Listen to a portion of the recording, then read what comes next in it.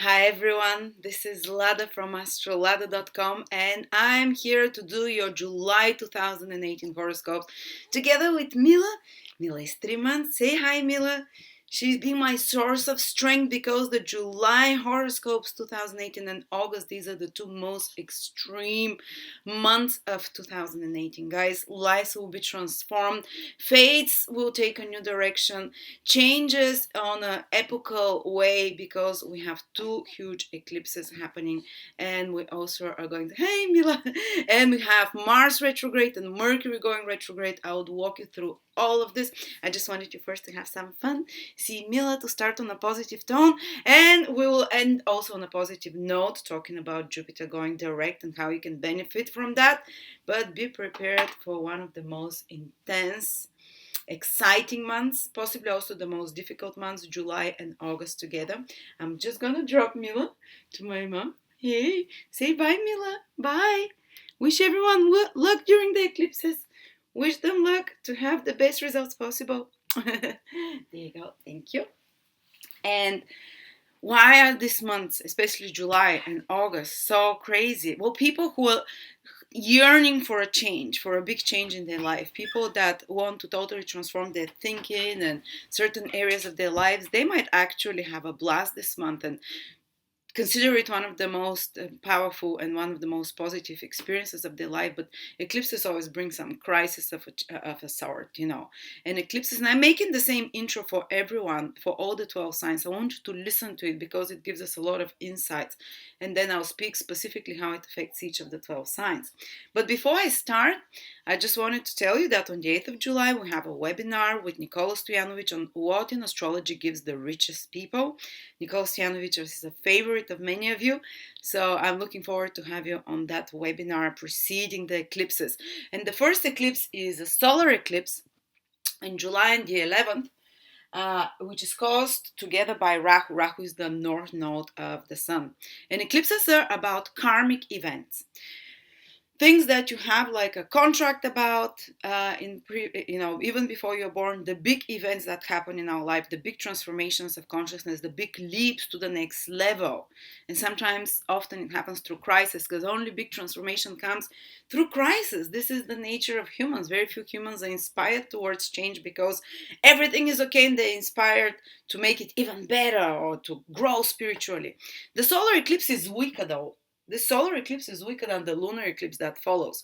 But the whole July, I'll be more careful about starting things like buying properties or signing contracts, or, because especially a few days before and after an eclipse, it's the light is hidden. The light of the sun or the moon are hidden, and it means that there's a lot of confusion.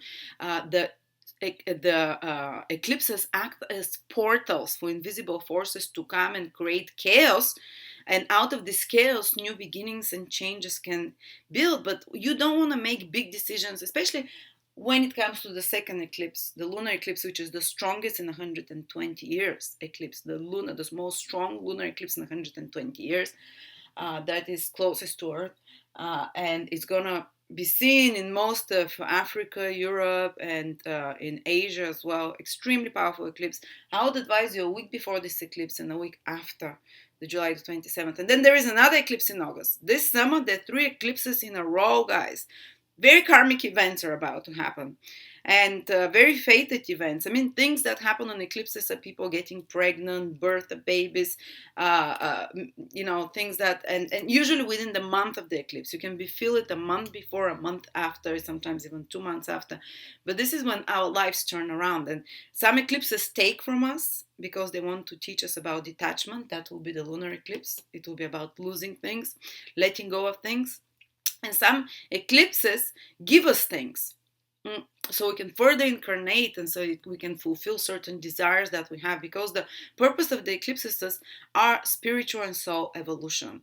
And the evolution of the soul happens by, first, there are 2 ways that it happens: that our desires that we have are fulfilled, so we realize that we've been chasing an illusion. For example, you really want to be rich, or you really want to have that guy, or all you always wanted was to have a child, all you always wanted was to have this business. And Rahu eclipses, which is the first one, the solar eclipse, gives us those things.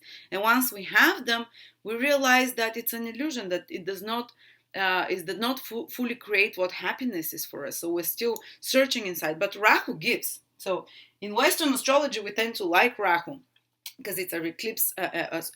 When Rahu is involved in an eclipse, we receive things, we get things, and usually, again, though, they're preceded by some crisis, because a big change and big transformation always involves some kind of crisis. And sudden, it's usually very surprising when eclipses come, but usually it's something that you've had to do for a long time, but you've been postponing, or you didn't have the willpower, and now other sources, other powers take over and start acting through you. And, like eclipses bring things to culmination, so to speak. And maybe you've wanted something for a long time, and this Rahu eclipse now can give it to you, but it might be again preceded by some kind of crisis, but it will be some kind of new beginnings, because solar eclipse is when the sun and the moon are together, creation of something new, female and male polarities are joining together to create new life. But because of Rahu, which is considered a demonic influence, it happens through some kind of shake-up in our life. But this is when it's contracted. It's what's had to happen. There were 2 eclipses on my moon in the last year and a half, and the moon is motherhood, and I got pregnant both times, maybe a month before, a month after. But usually the eclipses, it doesn't mean it will happen on the 11th of July. It means that if something new comes into your life, it might come a month before or a couple of months after. But the eclipses are like those beacons that say that something fated is going to happen in your life. And as I said, the Rahu eclipse, the first one, brings something through crisis, sudden new beginnings, transformations, because Rahu and Ketu, that cause the eclipses, the north and south lunar nodes of the moon, the mythology about them is that they were nagas, which is snakes, dragon. They were a dragon that was cut in two, and the symbology of dragons is that they shed their skin, and snakes as well, for transformation. So the big thing to remember about eclipses is big transformations, and they're never easy. It means about the light is hidden for a little bit, so it's almost like you might feel like something like a metaphorical death of some sort, a death of a part of your life, a death of an old part of you, but so that again the sun or the moon can be reborn when the darkness of the eclipse is removed from them, and because chaos ensues first of some sort, before again the king and the queen, the sun and the moon, can take reign over your life and make it run according to kind of more predictable and normal patterns. But while around the eclipse, a couple of months around, I would say some of you would feel it already from June, some would feel it into August as well, but July is the most intense. There is this darkening. People start to get confused or to change direction in their life. They get sudden changes and transformations are starting to happen. And while it's dark, there are a lot of fears. And we're like, what does the future hold? Rahu eclipses prepare us for the future. They bring new karma. And again, it can bring a lot of fears. When I got pregnant both times, I was full of fears, It's a crisis on the mentality. Even if it gives you something, it's a crisis on your whole lifestyle, on your whole expectation for whatever you wanted for yourself. And then there's something new that comes that is fated, that's totally going to change your life. So this Rahu eclipse on the July the 11th will bring something like that. It gives things, it gives transformations, but through some kind of sudden crisis. New karma is created, then strong passions. Rahu is the mouth of the dragon. The dragon has 2 parts, Rahu and Ketu. The mouth of the dragon is Rahu. It's insatiable. It's something that we want to grab from life more and more. So often, sometimes people can even fall in love around eclipses, and especially Rahu eclipses, in a crazy way that they lose their mind. And because of that, their whole life transforms, and they can do something passionate and intense. That's almost like eclipse of the mind. The sun is our conscious ability to make conscious choices. And Rahu darkens that. The eclipse happens on the sun, so you kind of lose your mind over someone with strong passions and stuff like that. While the next eclipse, July 27th lunar eclipse, is, as I said, the strongest eclipse is going to be seen, especially if you're in the path of the eclipse. If you are able to see that eclipse, your life will definitely be so strongly impacted. But for the whole of the world, I warn you, quite an intense eclipse. It's conjunct Mars, and Mars is retrograde. Mars is a very violent star when it's retrograde. It's much closer to Earth. So, and Ketu means past life. When an eclipse involves Ketu, it's about past lifetimes or past karma, something from the past, and especially that creates a lot of frustration or angry reaction on us. So kind of a old slumbering karma of anger can come to the surface during that time, a week before or a whole month after that. I would say the whole month, this is active, and you can feel like strong, intense emotions. And also it has a square to Uranus, the eclipse, by the way. And Uranus and Mars ultimately want to give freedom and liberation to a person from something. They make you so angry about something. Mars, especially retrograde, you're like, I can no longer tolerate that. There's so much like pent up fire that is starting like volcano to erupt. Be careful not to erupt and lose your minds again, lose your heads when the moon is eclipsed. The weeks before and after, we can do crazy stuff that we regret. I mean, the last time the moon was, Mars was with Ketu, there were quite famous suicides of Anthony Bourdain and Kate Spade on the exact day. So people can lose their mind, and this time is much more powerful because Mars is retrograde, so much closer to Earth, much more intense. The influences are way more karmic. It's bringing anger, pain. Mars is all those things from the very bottom of your soul, from past lifetimes, from earlier periods in your life, something from the past. Ketu rules the past.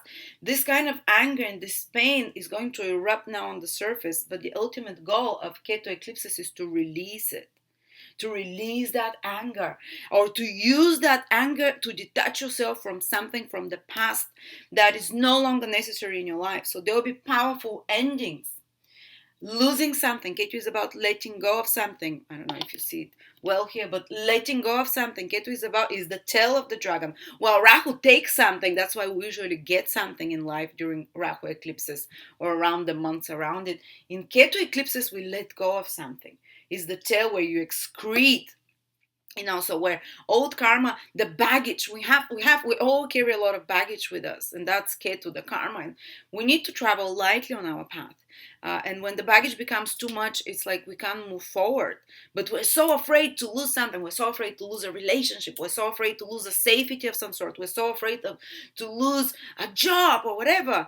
And Ketu comes, and there is a Ketu eclipse, and says enough. Yes, you've been thinking about that, but you haven't had the strength to do it. Now you're letting it go, and there is no choice. Power stronger than you take over, karmic powers, and you have to drop that baggage that you've been carrying with you from past lifetimes or from past experiences, or something that is no longer necessary in your life. It can almost be severed, just like Ketu and Rahu, the head of the dragon and the tail, was severed by the gods because they tried to be immortal. The same way something can sometimes, even literally, when there is an eclipse of Ketu on someone's ascendant or something of the body, there might be a part of the body that gets severed. That's very extreme cases, hopefully not for you. It's happening on my ascendant. I hope I don't come with one leg less or something by the end of that. But it's about letting go of certain chapter of your life, and it's going to happen in a violent way, or it's going to happen because Mars is our willpower, and it's going to happen because we get angry, or because we're like, okay, now I have much more stronger willpower to do that. And Uranus is also about cutting connections and about changing something in a powerful way, in a sudden way. So this eclipse is really what I'm gonna focus on a lot in those predictions, but ending about karma. So the positive thing of it is, yes, we can lose something. We have to change totally the direction of something, let go of something. But we can also release old karma, that is heavy baggage. We can also release, complete something. We can, if we've been burdened with a karmic disease or with a karmic unhealthy obsession or something, we might finally be able to detach from it in some way. It's a big karmic conclusion, and for every person it's in a different area of their life. Just be careful for very extreme emotional reactions, because the moon is our feelings. It's being eclipsed. It feels as if some people might become hysterical, panicky around that time. But remember, this is a period of big alchemical transmutation that's happening in your subconscious. The layers of your karma are being rearranged, are being cleansed, are being, kind of like gods and powers above us rearranging those things for us.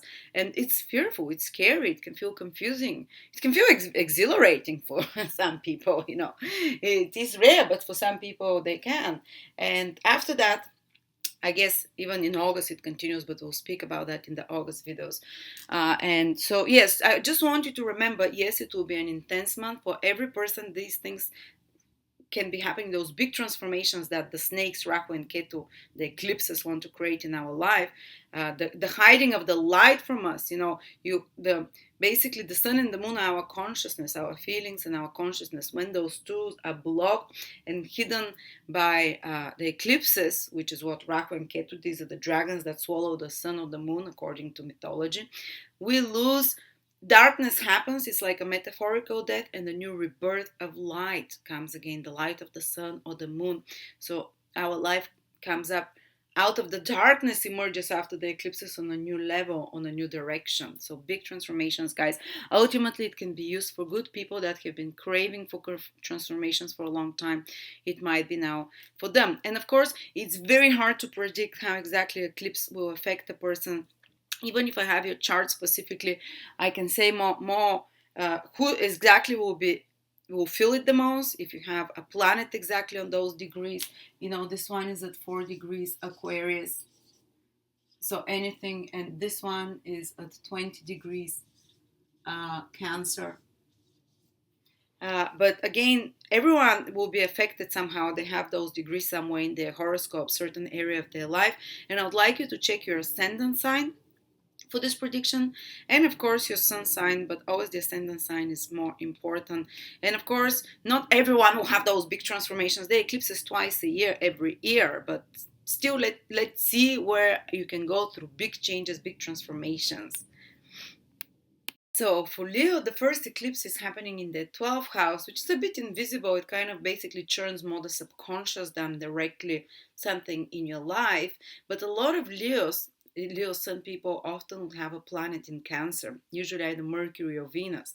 So do make sure you check the birth chart calculator. If you have, say, Venus or Mercury in Cancer, it can affect and create some big transformations and new beginnings. If it's Venus and you have in Cancer, it can be in regards to your love life and your relationships. Something new, exotic, someone new exotic can appear, some new exotic circumstances around your relationships can appear. That can be a little bit shocking, that can be a little bit, intense, that can create some kind of crisis, or maybe a partner can have a big change in their life that directly affects you as well. Your values can change in a big way. Venus rules those things, and also monetary resources can change in a big way. Usually this eclipse gives something, so maybe you can gain as a result of this mini crisis or rearrangement of the layers. You're gonna gain something. They can be transformations of your relationships. If it's Venus, if it's Mercury, it can be your friendships, it can be some skills, new skills that appears in your life. It can be a big change in the life of a sibling. It can be a big change in the life of relatives of some sort that also affect you and your thinking processes and your daily activities. Mercury rules like communication. Some big crisis can happen through communications or through devices of communications or business interactions, which is Mercury, but which lead to something new and the adapting either of new skills and the flowering of new skills or the adapting of new business practices of some sort. But the initial stage is a little bit chaotic always.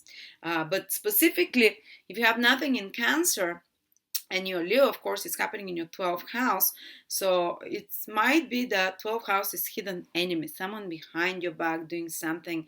And it might be someone quite ambitious, because Rahu eclipses is about, Rahu is represented as someone ambitious, as someone quite overconfident as well, who might be doing something behind and kind of expedient, or someone who doesn't play by the rules, who is willing to break rules and to do unlawful or taboo things.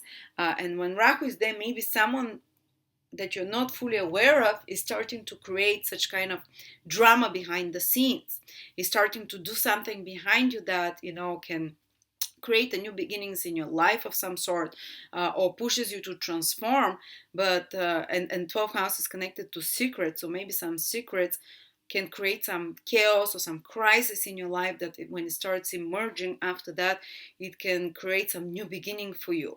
But be careful and cautious around those 12 house, themes of hidden enemies, of secrets of some sort. But again, eventually those things can lead to you gaining something, because this is an eclipse with Rahu, the North Node, which gives something. Plus, the 12th house is faraway countries. For some of you, it can indicate the start of a new obsession to go to foreign countries. It can indicate like the sudden change of, all of a sudden you might need to go, and something can appear that you might need to start something new in a faraway country, for example. And the 12th house is the house of sleeping. So some of you might have more intense dreams overall. It doesn't have to directly affect you. It's a hidden house. And there might be like, how do I say, something that your dreams can be more vivid. Rahu enhances everything it touches, more powerful, transformative of some sort. And Rahu and the eclipses create vortexes that open the gates between the invisible worlds to the invisible worlds. And Rahu in the 12th house rules invisible worlds, those that departed in the other dimensions, the 99% that are not invisible. Rahu in the 12th house eclipse can create such kind of a vortex for you, where information can come to you from invisible sources, contact with departed, for example. You can see vivid dreams, especially around the eclipse. Pay attention to those. You can have crisis in your dreams, even, strong passions that you experience with succubus and incubus in your dreams, something like that, and you might feel tempted. If you're in foreign countries, faraway places, a temptation or new opportunities can appear as well. But it's also Rahu eclipses a temptation, but also new opportunities that can create strong passions in you and even make you lose a little bit your mind with excitement or with fear of the newness that it comes, especially if you're in faraway countries, which is the 12th house. Or such temptations can appear from faraway countries. For example, someone you start talking on the internet and you fall madly in love and you've never seen them. But be careful, because Rahu is often illusory. It's something that it creates the Maya. And these temptations might be a little bit illusory, or a little bit, can try to take you off the right path in some way. But again, very strong intuitions happen then, very strong psychic insights can happen as well. And the 12th house is the house of spiritual, and imagine, if you're someone who does imaginative projects, say someone who creates, fantasy games, or someone who creates behind the scenes something in isolation, who creates, if you're spending a lot of time isolated, the 12th house and alone, it might be the beginning of a new such project for you, and new such creative ideas. Or if you're someone that has to do research locked away for long times, behind the scenes, in a laboratory somewhere, it can be almost like a portal where you get an insight in regards to that research, or the beginning of a new such important research and investigation that you're doing. And yeah, so what else is it? It's hospitals and places, hospitals and prisons, but let's not go there. Okay, so if then the other eclipse, Leos, affect you way more directly. The other eclipse, it's very powerful, is the strongest, according to I read somewhere I think the Astrology King, he said it's the strongest in 120 years. I'm not sure if this is verified information. I don't know how you judge. I think it's the closest one to Earth. And it's extremely powerful, and it's happening in your 7th house, Leos. And especially if you're Leo born in July, because it's in the beginning degrees of Leo.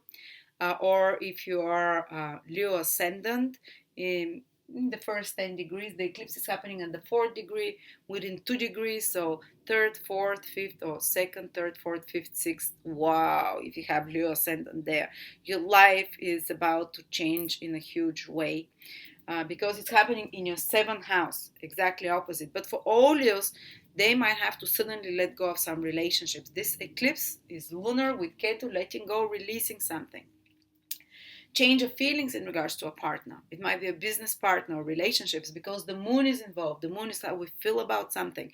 It's getting eclipse, and how we feel about something totally changes. and then we start seeing this person with new eyes. Or maybe they can have a change of heart.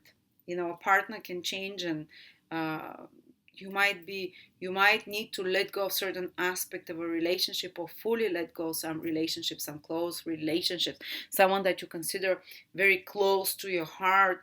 It might be a business partner, marriage partner, boyfriend, girlfriend, or very close friend, for example, or a client, very close client, important client that you might have to let go of. And it might create in you feelings of anger, feelings of, hopefully not physical violence, but it might happen very fast, and it can create this crisis that can happen, that you have to release a relationship or business contract or agreement of some sort, can create those feelings of anger, and almost like losing your mind, but it's a crisis which follows transformation in regards to a relationship. If you've been caught in a karmic contract with someone that you've been dragging for years and much longer that you need to be, and maybe they're not even already in your life, but you're karmically connected to them and dragging those feelings with you. Well, now this Ketu eclipse, which is about releasing and letting go and the fulfillment of the karma, the full potential of the karma is kind of ripe now, and that's it. You've paid off your karmic debt to this person, or the karmic connection kind of it's gone to the limit and it's dissolved, so you can let go. It might be just like a release and a liberation from someone. For some it can be great. For others, if they're not ready to let go of this person, but the universe says it's no longer needed for your evolution, or you have to learn the lesson of acceptance and the lesson of detachment, so they can take away from you a person, and so you can learn to release that spiritual growth by loss. But again, think of it that it's no longer needed. The karma between you has dissolved, so you can release it. And try not to act out the more Mars side of it. The positive side of the the Mars influence is that, and the Uranus square, is that it can happen very fast, and you can move on very fast in regards to this relationship or partnership. The negative side is that it can create anger and frustration, as I said. Okay, ending out karma, completing something. On a positive level, it can be like completion of some agreement or some contract that's come to its end, and you fulfill whatever you had to fulfill there, so it's completion and you're released from that contract or responsibility. The negative side is that you lose some contract, or you lose some partnership, or an aspect of a partnership, or an illusion about a partnership. Or maybe some big change happens in the life of your partner, and because of that, this affects you as well. Interesting, huh? Then there is Mercury going retrograde in your sign, Leo. Especially now, who will feel it more, it's the Leos that are in the last 10 degrees. Will feel it this month more. Basically, not the last 10 degrees. I'd say from 20 till 27 degrees, something like that. Yeah, let's say the last 10 degrees. Leos that have their sun in the last 10 degrees, basically born from the 10th, from the 11th to the 21st, 22nd of August. But all Leos will feel it. Mercury is going retrograde in your sign, Leos. Something from the past, from the end of July, is going to come back to you. Some important communications. Mercury is about communicating. So maybe some acquaintances or friends can get in touch with you. Maybe some Mercury can rule some business projects that are not completed, commercial transactions that are not completed, that can come back to be reworked or to be improved or to be fixed. If something was misspoken or misunderstood or miswritten or misspelled, it can come back again. You finally can become aware of it, and you have to change it. And you have to and be prepared that there will be a lot of surprises from the 20th of, how do I say? The whole month is full of surprises, guys. You'll be like, is it coming from Mercury retrograde? Is it coming from the eclipse in my 7th house? Where is it coming from?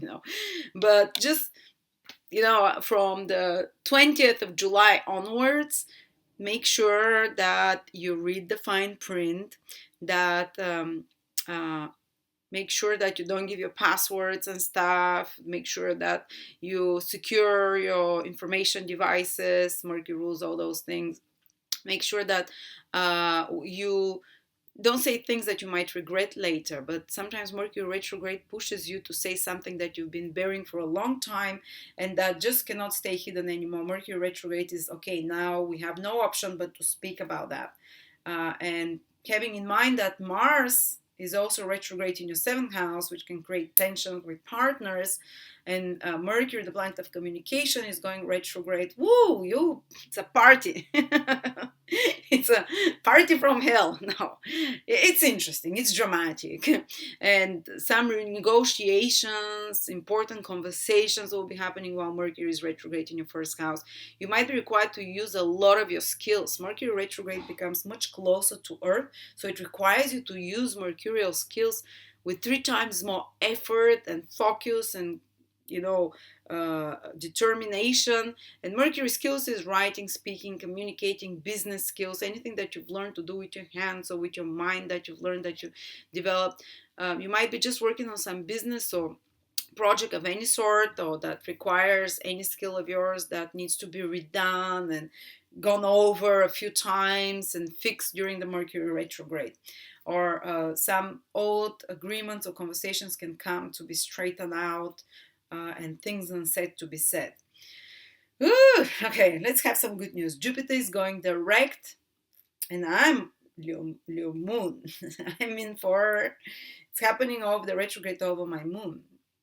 Interesting. In Leo.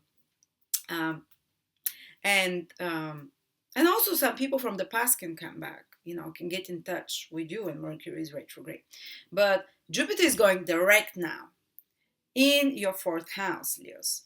And that's home property from the 10th of July. If there were some delays or blockages in regards to some matter connected to family, so if there were some complications, they'll start straightening out.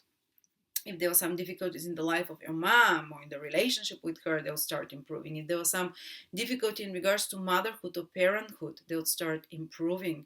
You start seeing the light of it, and you'll start feeling that there is hope again. And you start seeing more clarity there. You can receive some support and help.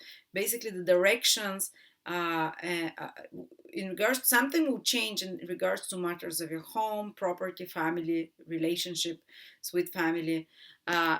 Some of you, if you've been trying to sell a house, been trying for a long time, Jupiter was retrograde in your 4th house, didn't happen, and now it can start manifesting gradually from July onwards and turning according to your expectations.